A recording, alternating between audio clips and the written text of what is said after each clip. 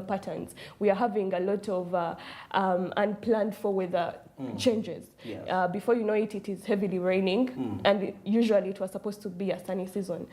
We knew that at a certain time. This time we expect this kind. This kind rain and that and whatnot. So that is why we are currently they are currently sitting and attending the COP29, and this year's COP29 so happens to be in Baku, Azerbaijan. Right? Azerbaijan. Interesting. Yeah, and the most thing that is being talked about is climate financing, the money that is going to be allocated to the developing countries in order to be able to fight greenhouse gas emission. Yes. And it's actually interesting because this is a conversation that has been ongoing. We see that they still had it in COP28, but developing countries are having these grievances that the money that they set then has not been met. So what difference is going to be happening in COP29? In other words, like fulfilling the pledges. Yeah. Countries fulfilling the pledges to support the developing countries. And we see that previously it was still at $100 billion. Yes. But again, we see that developing countries are interestingly bargaining for an increment. We see, for example, Iran. Iran wants the pledge to be at $1.3 trillion. $1.3 trillion. Yes. That's an increment from $100 billion to $1 trillion.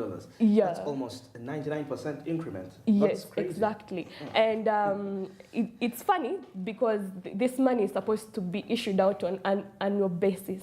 Like it's not like, actually it's supposed to be issued by till 2030. Developing countries. Till 20,000. Yes, that is the projection.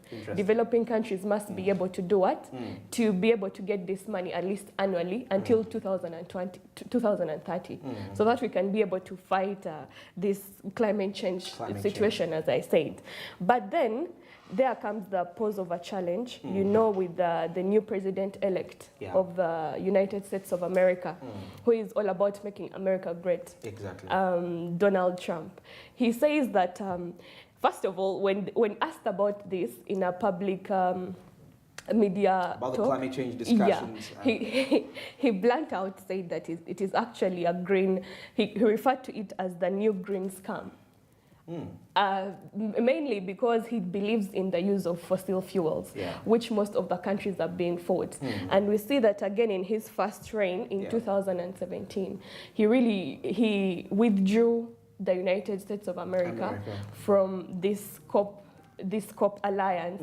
And that is one of the other reasons as to why a number of people in attendance are worried about the future of the whole COP alliance and the UNFCCC. And it is mainly evolving around these conversations. And we must be reminded that it started on 11th November 2024, and it's going to go on until 22nd November 2024. 3 weeks. And by the end of 2020 of this 22nd, the president, who is the minister of minerals in Azerbaijan, is the one who is the president where it's being hosted, right? And by the end of this, he must be able to come up with a stand basing off the bargaining powers of both the both the parties, the developing countries and the ones who call the big shots. The big shots. Yeah. Okay. But then we see that again, Europe, they are very determined to see to it that this treaty keeps going on, this alliance between them, because they intend to cover that gap that USA will have left in case they leave the conversation. They leave the conversation. Yeah. Okay. So interestingly, that is what is happening at COP29. And currently, there are 198 countries taking part in this negotiation. I think that's a huge alliance. 198 countries, both with a common goal, and yet surprisingly, they don't contribute a huge percentage to the pollution of the atmosphere. That's the most interesting part in there. But of course, maybe just to add on what Falda you've mentioned, talking about Uganda's priorities for the COP29, I have a report here for Uganda's quest for climate finance at COP29, which is actually seems to be touching the broader issue on accountability. Accountability, very key. This year, Uganda joins other developing nations in emphasizing the importance of receiving grants instead of loans to fund adaptation projects. Of course, for a country that contributes insignificantly to greenhouse gas emissions, we don't really contribute much. The mounting costs of climate adaptation feel like unjust punishment. And I think the disadvantage that we have along, most especially with the developing countries, despite our inability to the greenhouse emissions, we see that the impact of the developed countries is felt by us. Yeah. It comes back straight towards us. Yeah. And I think instead of us already thinking about adapting to green, because now we're talking about green technologies. Recently, I was talking to one of the investors is a Belgian, is a Ugandan, and he said, yes, these technologies have been introduced to developing countries in these new technologies, but surprisingly, the people can't afford them. So the question is, we don't pollute the atmosphere, but we are the very people, when it comes to campaigns to push for green technology, adoption of green technologies, they're all dumped in Africa, in our country, and they're first of all expensive. What does that mean? Impact number one is going to be in line with what we say capital. Capital is going to be drained, and that is going to kind of affect our performance in terms of forex earnings, forex reserves. So what we have in the forex reserve is likely, largely, to be affected by our participation in adaptation to green technologies. Though I'm not saying let's not adapt the green technologies, but what I'm saying is that let's approach this whole aspect with a clear conscience. Yeah, because it might have other hidden sort of repercussions. And I don't want to say agendas because perhaps they may not.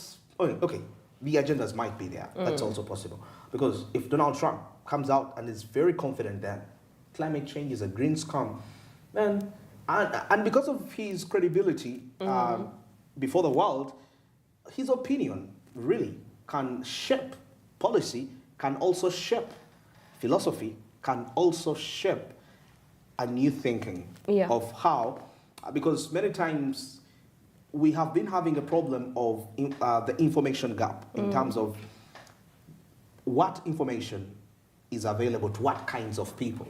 So all that. So coming in from that line, as a country, Uganda, as developing nations, I think we need to look into, despite the opportunities that are presented as a result, because once these green technologies are introduced here, people can create business out of that and they make a livelihood. But now let's look at it also from the other side in terms of the possible expenditure that might go on. And when you talk about Trump's new term of it, the Green New Scam, it's actually interesting that he terms it like that, because when we look at it, the impact is actually felt. It cannot be a scam unless we don't see what's happening.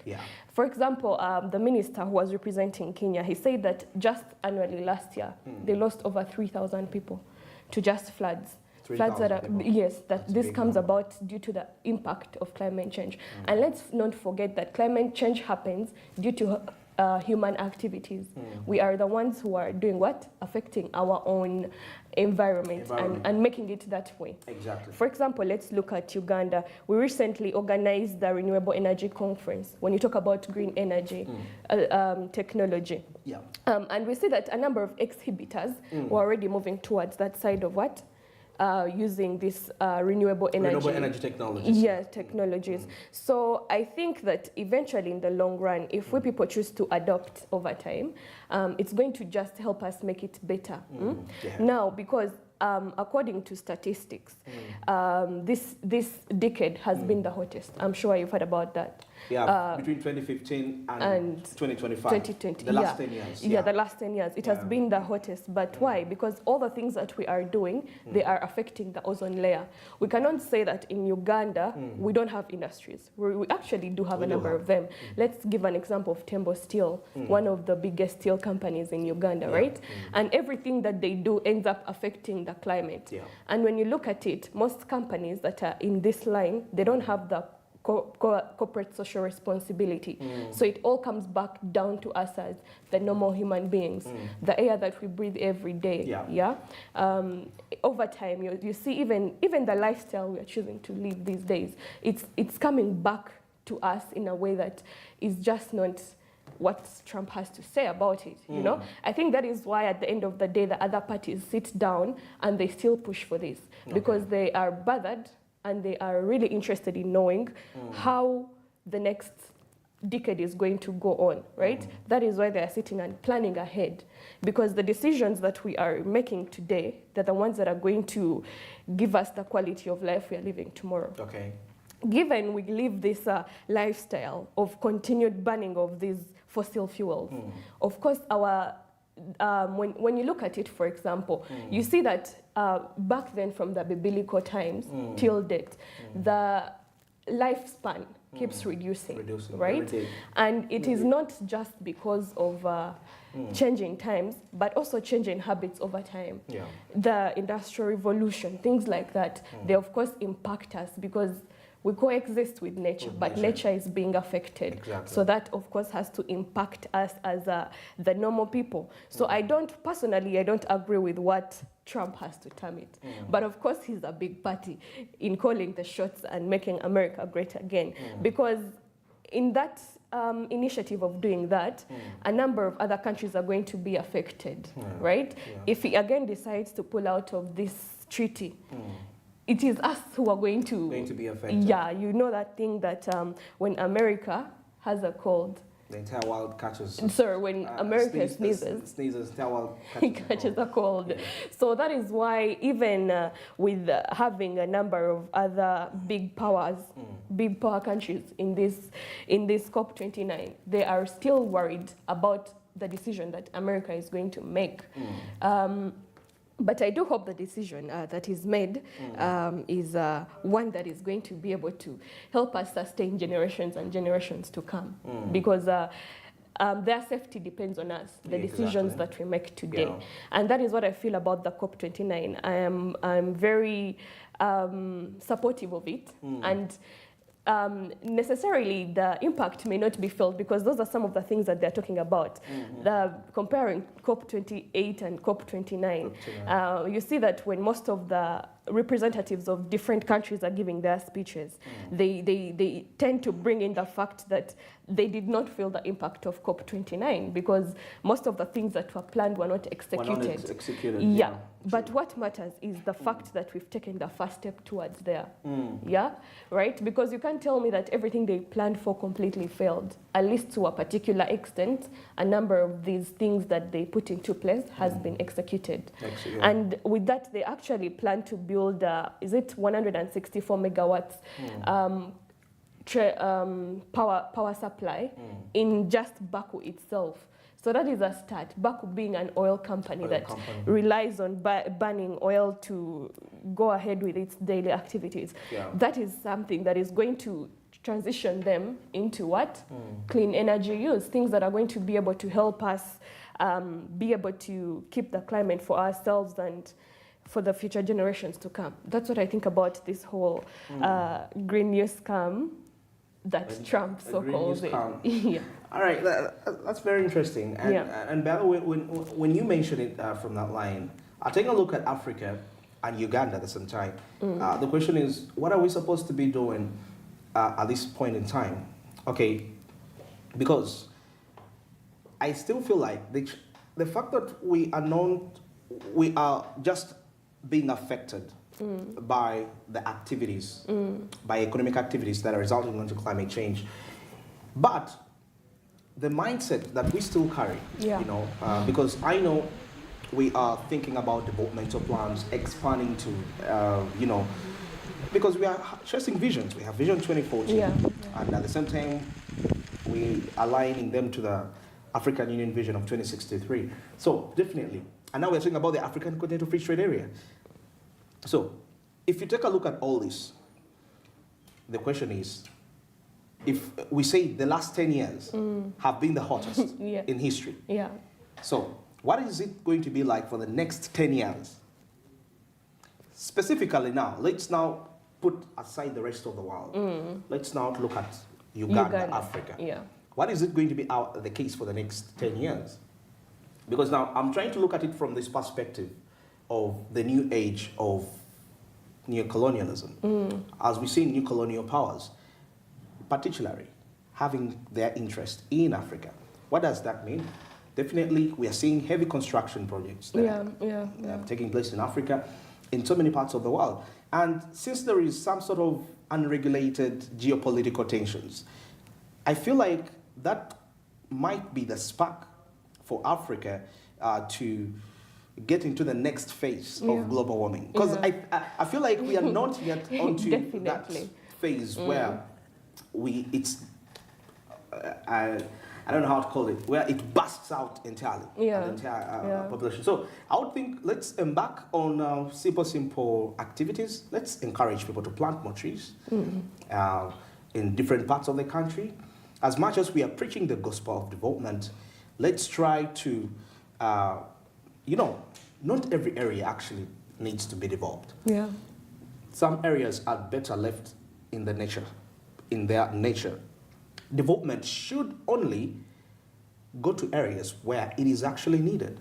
But now, the green aspect, of course, that is coming into makes us deteriorate, the natural resources that we already have to our exposure. And why is this all a reality? It's simply because we have allowed ourselves, we have actually become, there is a word I'm trying to use, I don't know what I should call, we've become catalysts of the destruction of our ozone layer. I say the geopolitical factor in Africa, then we participating into the geopolitical, because we are trying to please a side. You're trying to please Russia, I'm trying to please America, I'm trying to please China. Yeah. So I'm forced to take a side. In other words, yet these are the very countries that are largely relying on fossil fuels for production. Take a look at their industrialization. Okay, at least if they are to reduce on emissions, they would mind reducing emissions if the manufacturing is happening within their countries. But once they are having what we call spin-offs or what we call franchises, which they are pushing in Africa, they are deciding to go to use the traditional means of production, and that is to out. So I think that is going to be a very huge challenge. And if we don't get it right at this particular time, I tell you, if we don't get it right in the next 5 years, from wars we shall become another hit zone. When you talk about Africa, where we stand, I always tell myself that Africa is God's last born. Yeah, so that means that of course we are going to have, how last borns are, they have everything that, whether good or bad, that the first ones didn't have.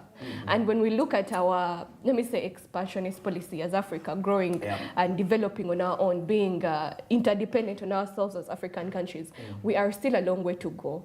And also talking about the fact of neocolonialism, the fact that we want to grow our economies, we see that our presidents or our leaders, they are allowing in these foreign investments, right? Foreign investments that have those companies that actually do produce these gases that emit. So when you talk about mindset as well, normal people will try to adjust, provided we keep voicing our talks on climate change, right? But there is this general impact that is made but mostly not us. When we talk about green energy transitioning, right?